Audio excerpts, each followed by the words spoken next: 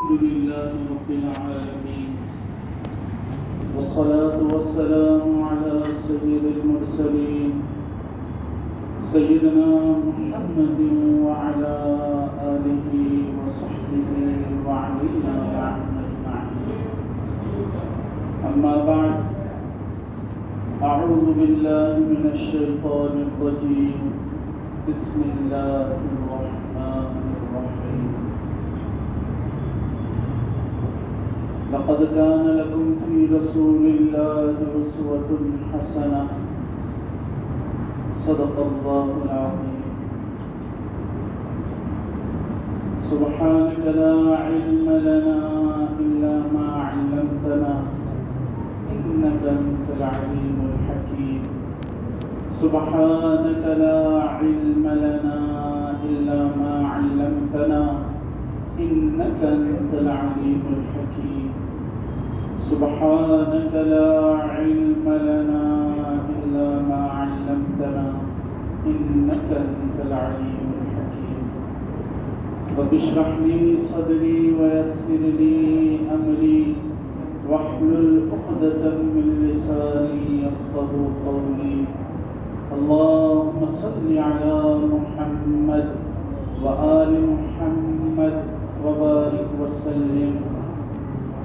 اللهم صل على محمد وآل محمد وبارك وسلم. اللهم صل على محمد وآل محمد وبارك وسلم. اللہ رب العزت نے ہمیں جناب نبی کریم صلی اللہ علیہ وسلم جیسا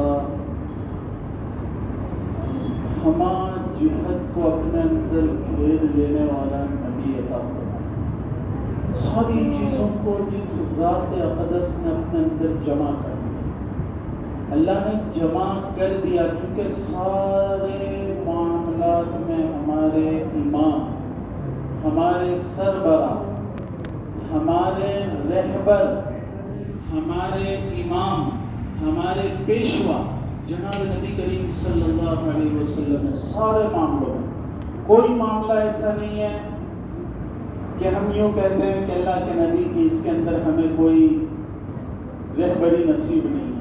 کوئی معاملہ کائنات میں ایسا نہیں ہے کہ جس میں حضور کی رہبری نصیب نہ ہو. سوچو تو صحیح کہ ایک آدمی 23 سال کی زندگی میں کیسے اتنا بڑا کارنامہ کر سکتا ہے.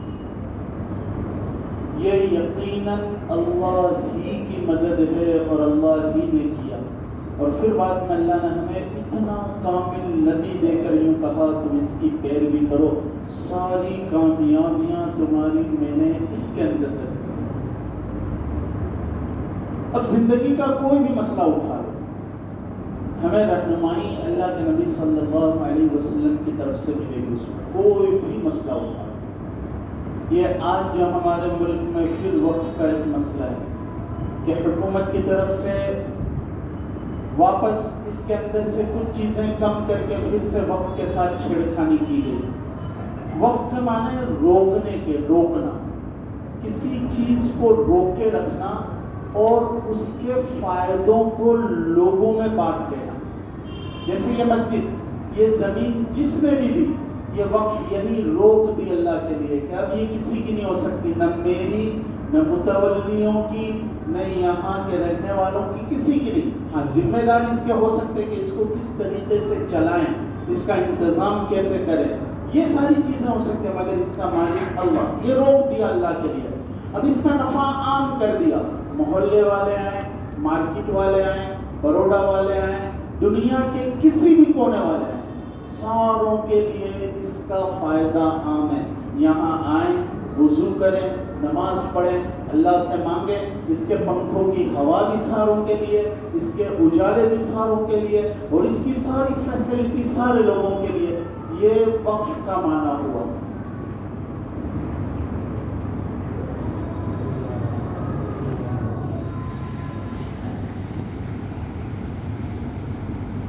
یہ وقف کا معنی ہوا. اب وقت تو قرآن کریم کے اندر دیکھو آپ اللہ رب العزت نے بہت ساری آیتوں میں خرچ کرنے کا، اللہ کے لیے دینے کا بہت ساری آیتوں کے اندر اللہ نے تذکرہ کیا ہے. تو یہ سارا اللہ کے لیے خرچ کرنا یہ وقف میں. مگر اللہ کے لیے خرچ کرنے کی بھی دو قسمیں. ایک انسان نے زکوٰۃ دی، اب زکوٰۃ دی تو میں نے ایک آدمی کو زکوٰۃ دی تو پرٹیکولر کسی کی ہو گئی، اب کوئی آدمی اس سے لے نہیں سکتا، کوئی دوسرا فائدہ نہیں اٹھا سکتا. مگر وقف کے اندر ایسا ہے کہ سارے لوگ، مالدار، غریب، کوئی بھی ہو، سارے کے سارے اس سے فائدہ اٹھا سکتے ہیں. تو اللہ رب العزت نے ہمیں حکم دیا. جناب نبی کریم صلی اللہ علیہ وسلم نے سب سے پہلی مسجد حرم میں داخل ہوئے مدینہ میں. پہلے تو آپ نے قباء بنا دی، پھر مدینہ میں داخل ہوئے، اور آپ نے جو مسجد نبوی والا حصہ ہے یہ دو بھائیوں سے لے کر سب سے پہلے وقف کر دیا. اور اس کے بعد دنیا کا سب سے پہلا مدرسہ جو اصحاب صفہ کا چبوترا ہے. صفہ یعنی چبوترا، اصحاب یعنی چبوترے والے لوگ، جسے ہم اصحاب صفہ کہتے ہیں، وہ چبوترے والے لوگ. تو وہ چبوترا جو گول جناب نبی کریم صلی اللہ علیہ وسلم کے روضہ اقدس کے پیچھے بنا ہوا ہے، یہ سب سے پہلی وقف کی ہوئی دو جگہ ہیں.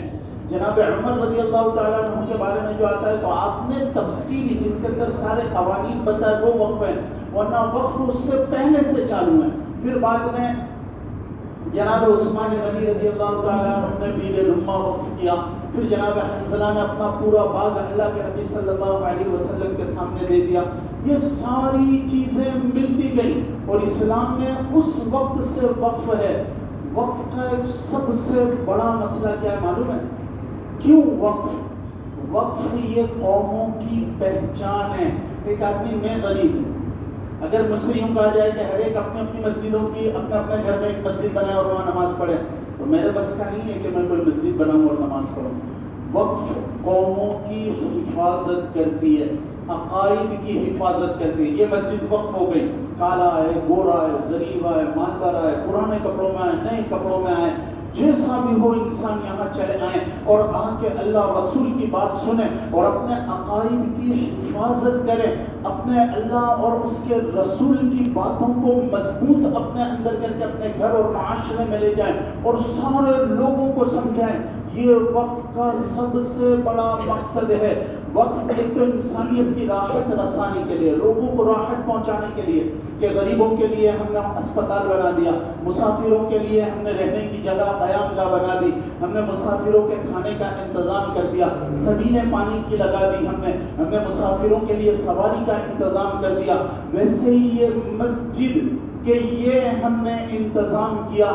تو وقف کا سب سے بڑا مسئلہ ہے کہ وقف سے ہماری پہچان ہے. آپ کون ہو؟ میں مسلمان ہوں. اسلام کیا سکھاتا ہے؟ آپ آؤ مسجد میں، اسلام کی ساری باتیں آپ کو جاننے ملے گی. کوئی شخص اگر یوں چاہے کہ میں اسلام بغیر کسی کو کہے اور بغیر کسی سے پوچھے، کہ ہو سکتا ہے کسی کو پوچھوں تو کوئی کیا جواب دے، میں بغیر کسی سے کچھ کہے اسلام کی باتیں سنوں، تو وہ آدمی غیر مسلم بھی ہوگا تو جمعہ کے دن نہا کے سفید کپڑے پہن کے مسجد میں داخل ہو جائے گا کہ مجھے یہاں سے اللہ اور اس کے رسول کی باتیں مل جائے گی. وقف سب سے بڑا وقف کا کام یہ ہے کہ مسلمانوں کو اللہ سے ملانے کے راستے اللہ رب العزت میں رکھیں.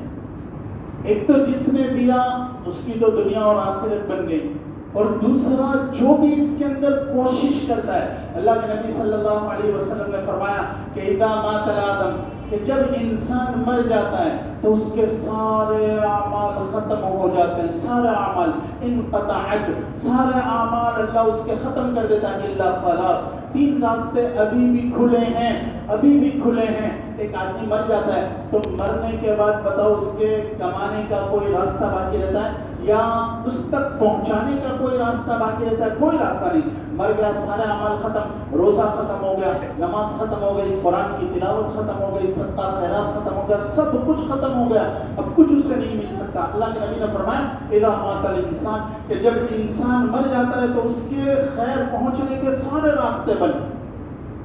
خود روزہ نہیں رکھ سکتا تو اب روزے کا ثواب نہیں، خود نماز نہیں پڑھ سکتا، نماز کا ثواب نہیں، خود صدقہ خیرات نہیں کر سکتا، اس کا ثواب نہیں، خود کوئی اور کام نہیں کر سکتا تو کوئی ثواب نہیں۔ اللہ کے نبی نے فرمایا ابھی بھی 3 لائف لائن آپ کے پاس باقی ہے۔ اس میں پہلے جناب نبی کریم صلی اللہ علیہ وسلم نے پہلا فرمایا کہ کوئی خیر کا کام کر دو اللہ کے لیے کوئی بھلائی کا کام کر دو، کہ انسان نے کوئی عمارت اللہ کے لیے بنا دی، یا کام چل رہا ہے مسجد کا، اس کے اندر ہم نے پیسہ لگا دیا، یا مسجد کی صفائی کے اندر ہم نے روپیہ لگا دیا، یا مسجد کے کام کے اندر ہم نے ہاتھ بٹا دیا۔ اللہ کے نبی صلی اللہ علیہ وسلم نے کہا اب تو مر بھی گیا تو یہ چھت جب تک قائم ہے تیرے کھاتوں میں ثواب اس کا پہنچتا رہے گا کہ تو نے اس راستے میں پیسہ لگایا ہے، پہلا۔ دوسرا آپ نے فرمایا وَوَلَدٌ صَالِحٌ، کہ کوئی نیک اولاد انسان چھوڑ کے جاوے کہ جو باپ کے مرنے کے بعد بھی اپنی دعاؤں میں باپ کو یاد رکھیں، باپ کے مرنے کے بعد بھی اپنے صدقے خیرات میں باپ کو یاد رکھیں، باپ کے مرنے کے بعد بھی اپنی نوافل میں باپوں کو یاد رکھیں، باپ کے مرنے کے بعد بھی رشتہ داریاں نبھانے میں اپنے باپ کو یاد رکھیں، یہ دوسرا۔ اور تیسرا حضور نے فرمایا او علم ينتفع به، کہ کوئی ایسا علم پھیلا کے چلا جائے، یا تو کتابیں چھپوا دیں یا قرآن لا کر رکھیں کہ اس کے ذریعے سے لوگ فائدہ اٹھائیں اور اسے ثواب ملتا رہے۔ یہ 3 راستے اللہ کے نبی صلی اللہ علیہ وسلم نے بتایا، اس میں ایک یہ راستہ یہ بھی ہے کہ انسان وقف کر دے کوئی چیز، اللہ کے لیے روپیہ لگا دے، اللہ کے لیے آنا لگا دے۔ صحابہ اپنا سب کچھ، اللہ کے نبی کا اعلان صرف چاہیے۔ حضور نے ایک جس کو جیش العسرہ کہتے ہیں، غزوہ تبوک کے وقت آپ نے اعلان فرمایا کہ بھائی اللہ کے لیے ہے کوئی دینے والا اسے جنت ملے گی۔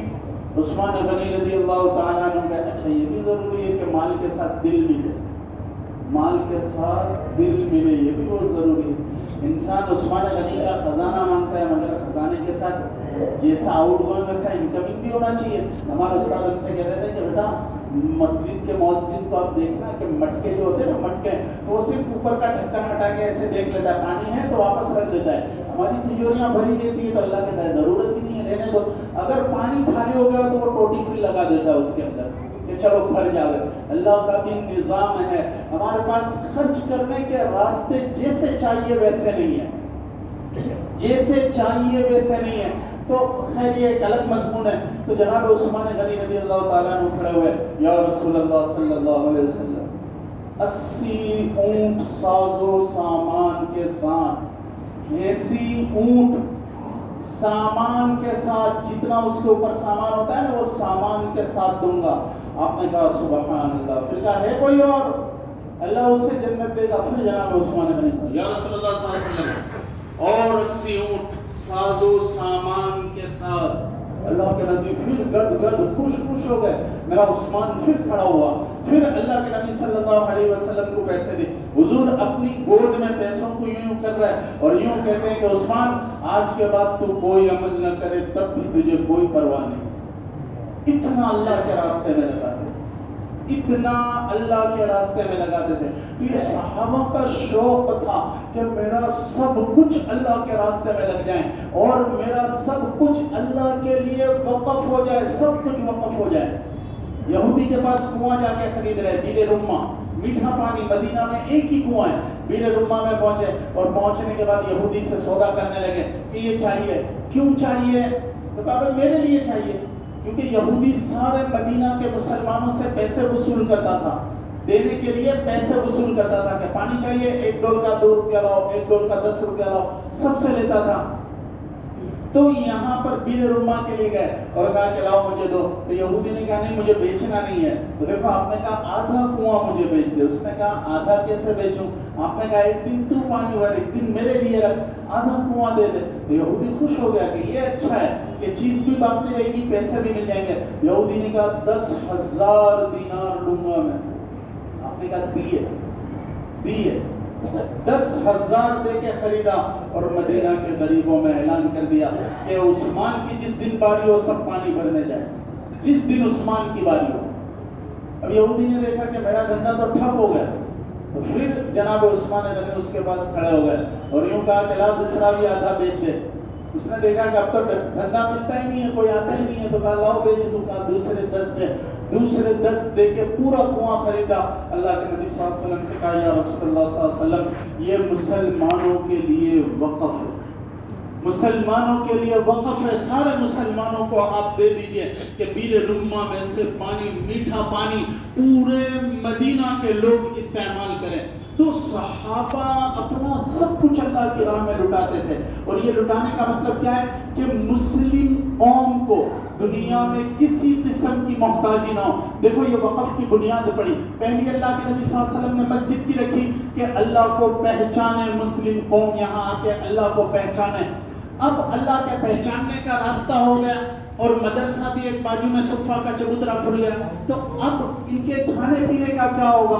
تو جناب عثمان غنی کھڑے ہوئے ہیں، یا رسول اللہ صلی اللہ علیہ وسلم پورا کنواں مدینہ کے مسلمانوں کے لیے وقف، ان کے پینے کا بھی انتظام۔ یہ وقف مسلمانوں کی ریڑھ کی ہڈی ہیں، مسلمانوں کی نسلیں۔ یہاں پر جہاں ہمارے ملک میں یہ جاتا ہے کہ ان سے ان کی ریڑھ کی ہڈی توڑ دی جائے، انہیں گرا دیا جائے، اور انہیں گرانے کی یہ شکل ہے کہ اللہ رسول سے دور کیا جائے، اور اس شکل میں یہ ہے